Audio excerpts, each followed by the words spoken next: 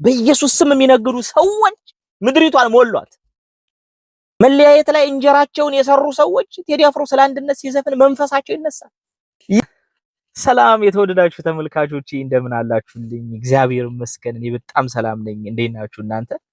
ዛሬ ለየት ባለ ርዕስ ነው የመጣሁላችሁ የተወዳጁ ተመልካቾቼ። እንደ ወቅታዊ ጉዳይ ላይ እንድናወራ ብዬ ነው።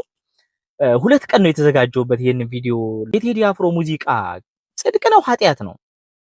አንዳንድ ሰዎች እንደሚሉት ሐሳቦቹ እውነት የሰይጣን ናቸው ወይስ የፈጣሪ ናቸው? ለምሳሌ የመጽሐፍ ቅዱስ ትእዛዞችንና እስኪ የቴዲ አፍሮ የሙዚቃ ግጥሞችን በትንሹ እናያቸው። ስለ ዘረኝነትን በመጸየፍ ረገድ መጽሐፍ ቅዱስ ምን ይላል? ገላትያ 3:28 አይሁዳዊ ወይም ግሪካዊ ሰው የለም፣ ባሪያ ወይም ጨዋ ሰው የለም፣ ወንድም ሴትም የለም፣ ሁላችሁ በክርስቶስ ኢየሱስ አንድ ናችሁ ይላል። ቴዲ አፍሮ ደግሞ በግጥሞቹ እንዲህ ይላል፣ ከሀገርም ይሰፋል ያ የፍቅር ገዳም፣ መጠሪያው ሰው እንጂ ዘር አይደለም አዳም። ቃል ኪዳንን ስለመጠበቅ መዝሙር 89:34 ኪዳኔን አላፈርስም ከከንፈሬ የሚወጣውን አልለውጥም ይላል መዝሙረኛው ዳዊት። ቴዲ አፍሮ እንዲህ ይላል፣ ያሉት ከሚጠፋ የወለዱት ይጥፋ፣ ይሉኝታን ከማጣ ዛሬ ገንዘብ ልጣ ይላል። ሌብነትን ስለመቃወም መጽሐፈ ምሳሌ ምዕራፍ 28 ቁጥር 6 በጠማማ መንገድ ከሚሄድ ባለጸጋ ይልቅ ያለ ነውር የሚሄድ ድሃ ይሻላል ይላል። እውነት ነው። ቤቤቴን ኩሩ ድሃ፣ ንጹህ ድሃ። እውነቴን ነው የምላችሁ። ድህነትን አፕሪሼት እያረኩ አይደለም። ይኸውላችሁ እንዲህ ብለው ሌቦቹ ይራቀቁባቸዋል አይደለም። ንጹህ ከሆንክ ቀብራራ ኩሩ ነህ። ከሱ አንፃር ያዙልኝ። ቴዲ አፍሮ ደግሞ እንዲህ ይላል፣ ደልቶኝ የሞላ ኑሮ መኖር ባልጠላም ገንዘብ ለማግኘት ብዬ አላጣም ሰላም፣ አንገት ከሚሰበር ባይበላስ ቢቀር ይላል ቴዲ አፍሮ። አንገት ሰው ለምንድን ነው የሚሰብረው? አንገቱን የሚሰብረው ሰው የሰረቀ ሰው። ስለ ይቅርታ መጽሐፍ ቅዱስ እንዲህ ይላል፣ ማቴዎስ 6:14 ለሰዎች ኃጢአታቸውን ይቅር ብትሉ በሰማይ ያለው አባታችሁ ይቅር ይላችኋል፣ እናንተ ግን ይቅር ባትሉ አባታችሁ ይቅር አይላችሁም ይላል። ቴዲ አፍሮ እንዲህ ይላል በስንኞቹ ያስተሰርያ በሚለው ሙዚቃው ውስጥ ኦሲሳ ኦሲሳ ኦሲሳ ማንዴላ ይቅር አባ ብሎ እንዳስጣለ ቢላ፣ በተስፋዋ መሬት እንዲፈጸም ቃሉ ሞፈሩን ያዙና ይቅር ተባባሉ። ቂም በቀል ክፉ ነው ከአምላክ ያለያያል፣ ተዋዶ መስራት ግን ቅጣት ያስተሰርያል ይላል። ይቅር ተባባሉ። ይቅር ካልተባባልን ልንሻገር አንችልም። ስለ አንድነት መክብብ 4:12 በሶስት የተገመደ ቶሎ አይበጠስም ይላል። መዝሙረኛው ዳዊት በመዝሙሩ ደግሞ ወንድሞች በህብረት ቢኖሩ መልካም ነው ይላል። ቴዲ አፍሮ ደግሞ እንዲህ ይላል፣ እስከ መቼ ድረስ ተለያይቶ ኑሮ አንድ ኢትዮጵያ ልንሆን ቁርጥ ነው ዘንድሮ፣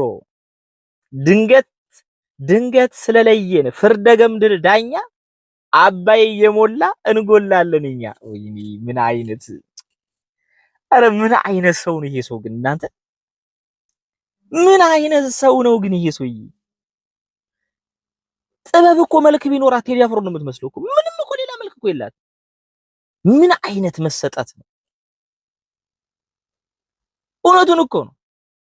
አባይ የሞላ አባይን እንኳን ገድብን እኛ እንዴት እንለያያለን? አሁን እነዚህን ሐሳቦች የሚጠላ ሰው ነው ሰይጣን ነው? አሁን እነዚህን ሐሳቦች ነው እንግዲህ የሰይጣን ምናምን ገለመል የሚሉት።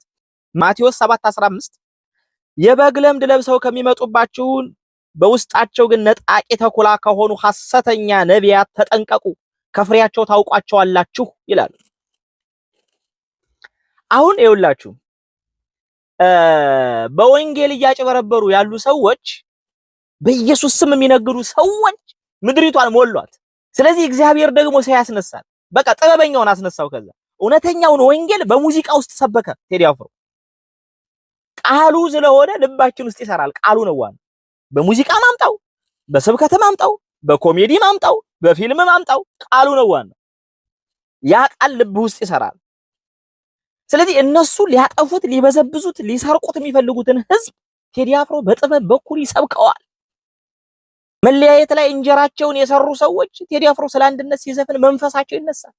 ይቅር ከተባባል እንደምናድግ ስለሚያውቁ ጥላቻ ላይ እንጀራቸውን የገነቡ ሰዎች ሞፈሩን ያዙና ይቅር ተባባሉ ሲል ቴዲ አፍሮ መንፈሳቸው ይነሳል። ይሄ በጣም ኃያል ሰው ነው ቴዲ አፍሮ። በነገራችን ላይ የቴዲ አፍሮ ብዕር እሳት ነው፣ ይፋጃል። ሙዚቃን እንደዚህ ለኃያል ነገር የተጠቀሙ ብዙ አርቲስቶች አሉ፣ ብዙ ዋጋ የከፈሉ። ፊላ ኩቲ የሚባል ናይጄሪያዊ ሙዚቀኛ ናይጄሪያ ውስጥ ያለውን ሌብነት፣ ሙስና ረጅም ጊዜ የታገለ 200 ጊዜ የታሰረ አርቲስት ነው። 200 ጊዜ ቤቱን አቃጥለውበታል። ገለመሌ ገለመሌ ገለመሌ ናይጄሪያዊ ነው። እንግዲህ ኢማጂን ማለት በምድር ላይ የሚነሱ ሰዎች አሉ እንደዚህ በቃ ማለት ሁሌ ከነልዕልናቸው የሚቀጥሉና የሚኖሩ ሰዎች። እኔ የሚታየኝ ደግሞ እነዚህ ሐሰተኛ ነቢያት፣ እነዚህ አጭበርባሪ ሰዎች ከፍሬያቸው እያየናችሁ እኮ ነው። ህብረተሰቡ ምንም የማያውቅ የሚመስላችሁ ነገር ነው። ግርም የሚል ህብረተሰቡ እኮ ያውቃል። አልፏችሁ ሄዷል እኮ ማን ሌባ እንደሆነ፣ ማን ሐቀኛ እንደሆነ፣ ማን እውነተኛ ሰው እንደሆነ፣ ማን አጭበርባሪ እንደሆነ፣ ማን የሰላም ሰው እንደሆነ፣ ማን የጥላቻ ሰው እንደሆነ ህብረተሰቡ እኮ ያውቃል። ያውቃል። የማናውቅ ነው የሚመስላችሁ። በቃ በወንጌል ስም እያጭበረበሩ በኢየሱስ ስም እየነገዱ ያሉ ሰዎች በጥበብ በኩል መጥቶ ህዝቡን ሲያነቃባቸው ደበራቸው፣ ተንጫጩ። ቴዲ አፍሮ በጣም ከባድ ሰው ነው። እናንተ በሐሰተኛ ወንጌልን እየበረዛችሁ እያጭበረበራችሁ የማትኖሩትን እየሰበካችሁ ከቤተ ክርስቲያን ያራቃችሁትን ምእመን ቤተ ክርስቲያንን እንዲጠላ ወንጌልን እንዲጠላ ምንድነው ደግሞ ሃይማኖት ምናምን እንዲል ያደረጋችሁትን ህዝብ ቴዲ አፍሮ ነው በሙዚቃ በኩል የያዘው። ስለ አንድነት እየሰበከ ስለ ፍቅር እየሰበከ አትዋሹ፣ ያሉት ከሚጠፋ የወለዱት ይጥፋ፣ አትስረቁ፣ አንገት ከሚሰበር ባይበላስ ቢቀር፣ ዘርፈቅ ጥፈህ ሀብታም ለመሆን አትሞክር፣ ሰላም አታገኝም፣ ህሊና አይተኛም፣ ደልቶኝ የሞላ ኑሮ መኖር ባልጠላም፣ ገንዘብ ለማግኘት ብዬ አላጣም ሰላም። በህይወቴ እስካሁን ፍቅር፣ ሰላም፣ አንድነት ብሎ የማይጠግብ ሰው፣ የፍቅር የሰላም የአንድነት ራብተኛ ሰው ቴዲ አፍሮን ብቻ ነው የማውቀው። ሌላም ሰው ፍቅር ራበኝ ይላል፣ አጭበርብሮ ምናምን የሚበላ ሲያገኝ ለጥላቻ መስበክ ይጀምራል። ፍቅር አይደለም የራበው ገንዘብ ነው። ሌላ ሰው አንድነት ራበኝ ይላል፣ ዘረኝነት ጥቅም ካለው ግን በዘረኝነት እየተጠቀመ ይበላል። ፍቅር ራበኝ ይላል አንዳንድ ሰው። ጥላቻ የሚያዋጣ ከሆነ ግን ወደ ጥላቻ ነው የሚሄደው። ከጥላቻ ዳቦ ካገኘ ወደዛ ነው የሚሄደው። በአቋሙ የጸና የመርህ ሰው የማይፈራ ምን አይነት ሰው ነው ቴዲ አፍሮ? ሌላው በጣም አስተውላችሁ ከሆነ ማለት ነው በቴዲ አፍሮ ሙዚቃ ቴዲ አፍሮ እኔ ለህብረተሰቡ አይደለም ለአርቲስቶቹ ራሱ ድምጽ ሆኗቸዋል ብዬ ነው የማስበው።